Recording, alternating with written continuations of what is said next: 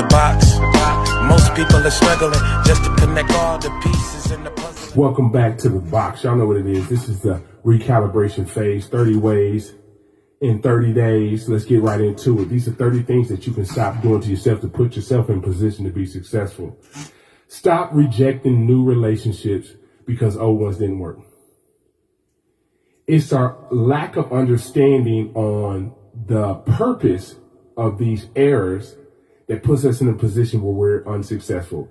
There's purpose in all of these situations where discrepancies happen, where there's inconsistencies, where there's things that show that you're not compatible. These are areas that you need to grow in as well. And if we had an understanding that through these relationships, those trials and tribulations were for us to be in a better position, to be better in our relationships going forward, we would do better. But a lot of times we don't take accountability and think this happened, that was because of them. So I'm going to give us something tangible to look at. So anytime there's a discrepancy, so maybe there was a lack of communication between you and a coworker.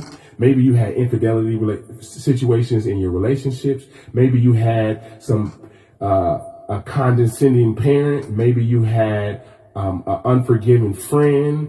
Maybe you had someone that was physically abusive or verbally abusive or financially abusive. Anytime there was a discrepancy in a relationship, we get a brick. It's what you do with that brick that ultimately decides whether you'll be successful going forward. A lot of times we take those bricks and we start building a wall. Does that wall protect you from someone who's going to come into your life and harm you in those same ways? Yeah, it can. But does it hinder you from seeing who's coming into your life to be a blessing? It surely does. But if you take those bricks, those discrepancies, and you start building a foundation instead of a wall, now you're standing taller.